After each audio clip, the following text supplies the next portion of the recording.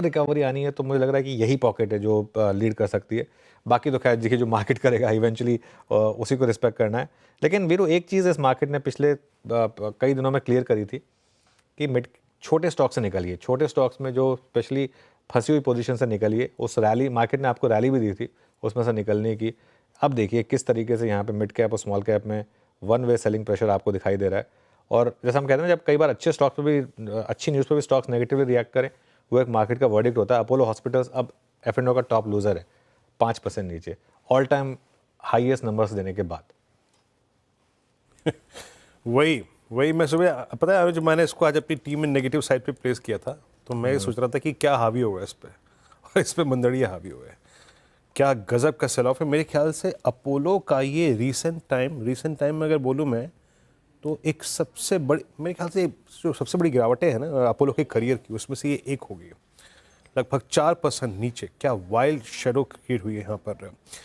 Meanwhile और कुछ counters जो कि इस वक्त पेन में है, एक बार लेके आइएगा आप एसबीआई इस वक्त पेन में है, और पोस्ट नंबर्स पॉलिसी भी आई, मतलब इसके नंबर्स आने के बाद पॉलिसी भी आई, लेकिन इसमें एक रत्ती भर का पुल बैक नहीं। मानस, ये 730 के 728 के ब्रीच होने का कितना फियर है, जो कि जनवरी फर्स्ट वीक का स्विंग लो भी था मेरे ख्याल से। Look at the quantum of shorting और लॉन्ग अनवाइंडिंग। क्या कहते हैं आप मानस?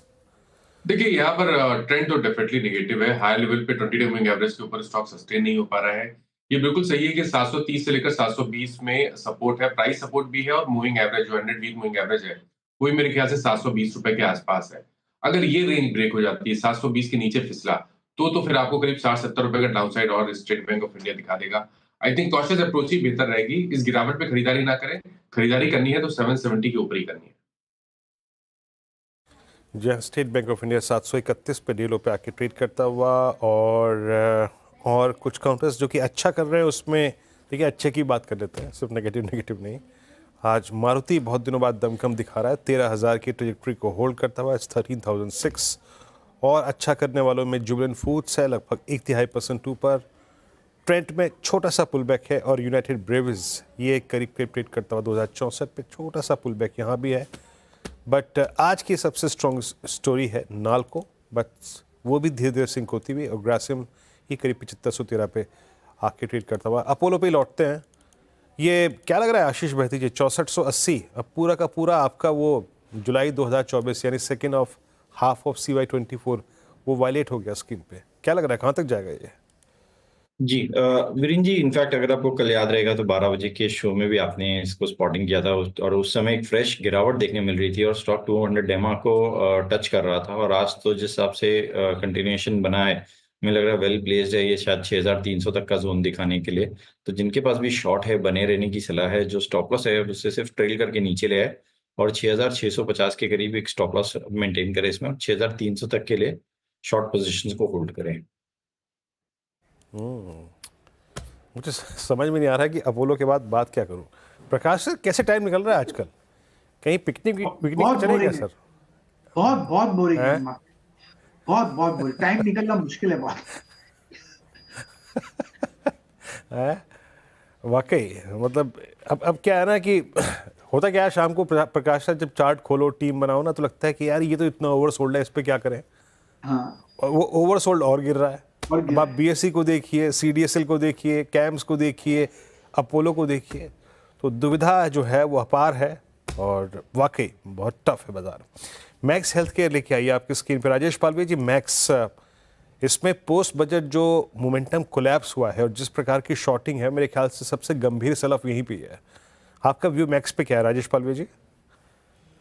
तो बिल्कुल वीरेन जी, स्टॉक में एक सप्लाई तो यहाँ पे बना हुआ है, और जिस तरीके से स्टॉक ने अब अपने 50 डे 100 डे मूविंग एवरेज को भी ब्रीच किया है डाउन साइड में।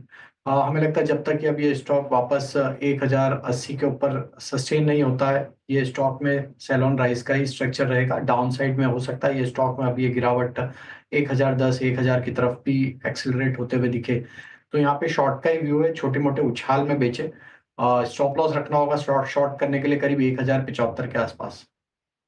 ओके, मीनवाइल देखिए अब कुछ रिलेटिवली स्ट्रॉन्गर स्टॉक्स जो हैं वहाँ पर भी सेलिंग आ रही है। जैसे BSE की बात हो गई थी, कैम्स देखिए आप, कैम्स भी डे लो पर आ गया, चोलामंडलम डे लो पर आया, मन्नापुरम डे लो पर आया, बैन में मन्नापुरम ध्यान रखिएगा, वो डे लो पर आया। तो काफ़ी स्टॉक्स हैं जो डे लो पर हैं। कुछ स्टॉक्स जो इस वीक मार्केट में भी डे हाई लगा रहे हैं, उनमें सन टीवी, ख़राब नंबर्स के बाद सन टीवी चल रहा है इंटरेस्टिंगली। अदानी एंटरप्राइजेस, यहाँ पर भी अब आपको थोड़ा सा मूव पॉजिटिव साइड पर दिखाई देगा। इनफैक्ट अब अदानी एंटरप्राइजेस 3% ऊपर। तो ऐसे काफ़ी स्टॉक्स हैं जहाँ पर अब इस समय अच्छे मूव्स आ रहे हैं। थोड़ा हाई रिस्क हो जाएगा, लेकिन शिल्पा जी, अदानी एंटरप्राइजेस आज का चार्ट कुछ कह रहा है क्या ट्रेड के लिए? यूजुअली ऑनेस्टली अनुज जी, मैं हमेशा अदानी ग्रुप को थोड़ा अवॉइड करती हूँ ट्रेड के लिए, बिकॉज बहुत ज्यादा हाई वोलेटाइल रहता है। तो यहाँ पे लेकिन अगर आपको रिस्क लेना है तो आप 2320 के स्टॉप लॉस से, टाइट स्टॉप लॉस होना चाहिए, आप 2430 2450 के लिए अप्रोच ले सकते हैं। बट अगर बहुत मैंडेटरी है तो otherwise usually we can avoid. लगता है जो अनुज एफआईआईज हैं वो पंडाल में पधार चुके हैं और market at day low. Look at Nifty bank 49,650 है। पंडाल में बता कार्यक्रम शुरू हो चुका है अनुज। ऐसा लग रहा है वीरू, इस बार एफआईआईज ने पहले डुबकी लगा ली हमारे इन्वेस्टर्स से। हमारे इन्वेस्टर्स अब जा जाके डुबकी लगा रहे हैं, इस बार पहले एफआईआईज ने डुबकी लगा ली थी। इस बार उनकी सारी मनोकामनाएं पूरी हुई हैं। आई थिंक इस पिछले 3 महीने में जो पैसा एफआईआईज ने कमाया है, आई थिंक नेक्स्ट लेवल का है। जिस लेवल पे शॉर्ट करा, जहाँ शॉर्ट करा वहाँ पैसा बना, जो बेचा। आप देखिए बड़े से बड़े एफआई फेवरेट स्टॉक्स जहाँ जिस लेवल पे बेचे, वहाँ से स्टॉक्स 10-10, 15% नीचे कैश में बेचा, इंडेक्स फ्यूचर में बेचा, स्टॉक फ्यूचर्स में बेचा। कोई ऐसी स्पेस नहीं है जहाँ पर बेच के उनका पैसा ना बनाओ। बहुत ही मतलब ये जो फेज़ रहा है ना पिछले 3-4 महीने का, वो purely I think dominated by FIIs, big FIIs. I think उन्होंने काफ़ी शानदार पैसा बनाया है। और एक चीज़ बताऊँ मैं, जब से ये बैंक निफ्टी की मंथली एक्सपायरी, मतलब वो वीकली एक्सपायरी बंद होकर सिर्फ मंथली में कन्वर्ट हुई है ना, उल्टा ज़्यादा बैंक निफ्टी में वॉलेटिलिटी आ गई है। पहले उल्टा कम होती थी, ये वीकली एक्सपायरी बंद होने के बाद उल्टा ज़्यादा वॉलेटिलिटी हुई है बैंक निफ्टी में बल्कि। हाँ अच्छा, अब पता है अनुज, आज मैं पता नहीं किसको पढ़ रहा था सुबह सुबह कि इन्वेस्टर ही नहीं थे, बहुत सारे फंड मैनेजर्स भी रहे थे जिनको अभी इस बाजार का तुक और नए मिजाज भी मालूम नहीं है। बिल्कुल सही बोल रहे हैं आप, है ना? बहुत सही, बिल्कुल सही बोल रहे हैं। फंड मैनेजर कई नए थे, कई सीआईओज एकदम बहुत यंग हैं। आई थिंक 40-42 साल के कुछ सीआईओज हैं। बहुत लोग हैं जिन्होंने मार्केट में वो फेजेस नहीं देखे हैं। अब जैसे मैं 2 एग्जांपल देता हूँ। हमारे जब लास्ट दिवाली का शो था, तो उसमें जब एस नरेन और नवनीत मुनोत, उन दोनों ने ये बात बोली थी कि देखिए अभी थोड़ा सा मार्केट में रिस्क ये वाला रहेगा कि जो नए इन्वेस्टर्स हैं या जो इवन नए मनी मैनेजर्स हैं, उन्होंने शायद ये फेजेस देखे नहीं जो हम देख के कई बार उनमें से गुजर चुके हैं। तो एक ऑब्वियसली उसकी एक्सपीरियंस की कमी बिल्कुल रही है, फिर उसमें कोई डाउट नहीं है। आई थिंक बहुत लोगों को पता ही नहीं है कि इस मार्केट में करना क्या है। बिल्कुल। देखिए मैं और अनुज मेरे ख्याल से 2003-4 से बाजार में, हमें तो कोई अचंभा लगता नहीं इसमें, लेकिन बहुत से लोगों को ये अचंभा लगता होगा कि भाई बाजार 200 EMA के नीचे भी इतना सस्टेन करता है, क्योंकि आपने पोस्ट कोविड कभी देखा ही नहीं बाजार को ऐसा। खैर पेन है तो है। 49,642 निफ्टी बैंक एट डे लो। फिर कुछ स्टोरी जो फ्रेश कोलैप्स हो रही है, थोड़ा सा उन पे बात करते हैं। जहाँ पर लोगों का पैसा अब तक बना था, जहाँ पे अर्निंग्स का सपोर्ट था। कल बहुत दिनों बाद केमिकल्स कोलैप्स हुआ। एक बार जरा एसआरएफ लेके आइएगा। ये एसआरएफ पे राजेश सतपुते जी, आपका व्यू क्या है? जिसके पास एसआरएफ लॉन्ग था, अब ये यू टर्न ले रहा है हायर लेवल से, क्या अप्रोच रहेगी यहाँ पर? देखिए वीरेंद्र जी, मुझे लगता है फर्स्ट ऑफ ऑल अगर लॉन्ग है तो थोड़ा एग्जिट ले लीजिए, क्योंकि यहाँ पे कम्प्लीटली रिवर्सल लग रहा है। इनफैक्ट आज की अगर बात करें, ये 2860 का इसका 10 डीएम था जो इसने तोड़ा है, वो भी अर्ली सेशन में। तो एटलीस्ट एक कॉशियस अप्रोच रखे, क्योंकि काउंटर में अच्छा खासा मूव हो चुका है। तो देखिए 2860 के नीचे सेल का ट्रेड है इंट्राडे का, और इसका टारगेट जो है वो करीबन 2740 का है। तो करंट लेवल से आप कह सकते हैं कि 150 पॉइंट्स का करेक्शन, एटलीस्ट आप लिक्विडेशन कह सकते हैं एसआरएफ में जो है। ओके, अदानी ग्रुप स्टॉक्स में अच्छी तेज़ी है। अब अदानी ग्रीन डे हाई पर आया, हमने अदानी एंटरप्राइजेस की बात की थी, अदानी ग्रीन भी डे हाई पर आया। तो ये कुछ स्टॉक्स हैं जहाँ पर अच्छे मूव्स हैं। जुबिलेंट फूडवर्क, ये भी इस समय ट्रेड कर रहा है पॉजिटिवली। जुबिलेंट फूडवर्क देखते हैं एक बार। इस पर एक व्यू हो जाए। आशीष भाई जी, जुबिलेंट फूडवर्क कोई व्यू होगा इस पर? जी मोमेंटम तो स्ट्रांग बन रहा है, लेकिन लोअर लेवल से बन रहा है। एक सपोर्ट जो जोन था वहां से स्टॉक अब पुल बैक दे रहा है, लेकिन अगर 20 डेमा को ब्रीच करता है या उसको टेक डाउन करता है तो ही इसमें एक मोमेंटम देखने मिलेगा। तो 690 के ऊपर इसमें खरीदारी की सलाह रहेगी, क्योंकि आज ये फर्स्ट डे है 3-4 दिनों की गिरावट के बाद आज स्टॉक थोड़ा सा पुल बैक दिखा रहा है। 690 के ऊपर खरीदने की सलाह रहेगी। स्टॉप लॉस 680 का मेंटेन करना है उस समय। और हमें लग रहा है अगर 690 के ऊपर सस्टेन करता है तो इसमें 707 तक का जोन देखने मिल सकता है। जुबिलेंट फूड्स आपके स्क्रीन पे ये डे लो पर ये डे हाई पर आके ट्रेड करता हुआ करीब 685.40। एक दो पॉकेट्स जहाँ पे स्ट्रेंथ उसमें जुबिलेंट फूड्स है। आप लेके आइए आपके स्क्रीन पे एक बार ट्रेंड। आज पुल बैक मोड में, हालांकि अभी तक कल के लोअर ट्रेजेक्ट्री के आसपास ही ट्रेड कर रहा है। मारुति पे आपका व्यू क्या होगा राजेश पालवे जी? अभी तक 13,000 का साइकोलॉजिकल लेवल होल्ड करता हुआ, और मारुति के चार्ट में एक खासियत और है कि समहाउ अभी तक 10 डेमा की ट्रेजेक्ट्री को होल्ड किया है, मतलब कोलैप्स नहीं हुआ है, चला नहीं, वो बात दूसरी है। मारुति पे आपका व्यू क्या है?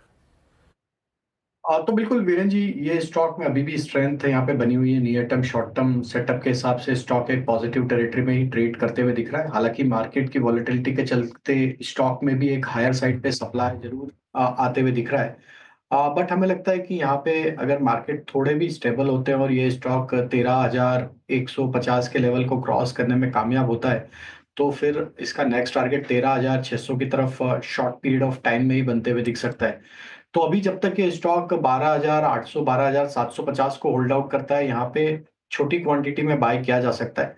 13,150 के ऊपर यहाँ पे हमें लगता है एक अच्छी रैली अनफोल्ड होते हुए दिखेगी 13,600 700 की तरफ। ओके, मारुति का शानदार मूव रहा है इसमें। आप जनवरी से मूव देखिए, I think 2-3 he Nifty stocks हैं जिन्होंने इस तरीके के मूव डिलीवर करे हैं। मारुति है एक, ऑब्वियसली एक आपका बजाज फाइनेंस है, और आई थिंक एक ही और स्टॉक है जहाँ पर इस तरीके के मूव्स आपको देखने को मिले हैं। बाकी तो खैर सब स्टॉक्स में काफ़ी दिक्कत वाला मामला ही रहा है। लेकिन निफ्टी अब थोड़ी सी रिकवरी के साइन दिखा रहा है 23,332 पर 23,295 के लो से। और आई थिंक डॉलर रुपी में जो स्टेबिलिटी आई है उसका शायद थोड़ा सा एक इम्पैक्ट आया होगा। अब हम 86.96 पर हैं। 87.39 पे शुरुआत हुई थी, कल 87.95 था लेवल, वहाँ से अब करीब करीब ₹1 की रिकवरी यहाँ पर इस समय आ चुकी है। ग्रासिम देखिए एक बार ज़रा। ग्रासिम में शानदार मूव्स हैं इस समय, और ये स्टॉक अब दिहाई पर तो नहीं है लेकिन ग्रीन में है। बाटा, सुबह बाटा की बात हुई थी हमारी, बाटा एक बार देखते हैं। बाटा ग्रीन में नरेंद्र सोलंकी जुड़े हैं हमारे साथ। नरेंद्र जी गुड मॉर्निंग। बाटा पर कोई व्यू होगा क्या आपका? जी गुड मॉर्निंग। जी फिलहाल बाटा पे हमारा कवरेज नहीं है। बाटा पर कवरेज नहीं, चलिए काम करते हैं, चार का चौका की शुरुआत करते हैं। सबसे पहले आपको सीक्वेंस बताते हैं, उसके बाद आगे बढ़ेंगे। शिल्पा जी से लेंगे सस्ता ऑप्शन, राजेश पालवे जी से लेंगे FNO सुपरस्टार, उसके बाद शिवांगी के पास चलते हैं चार्ट का चमत्कार के लिए,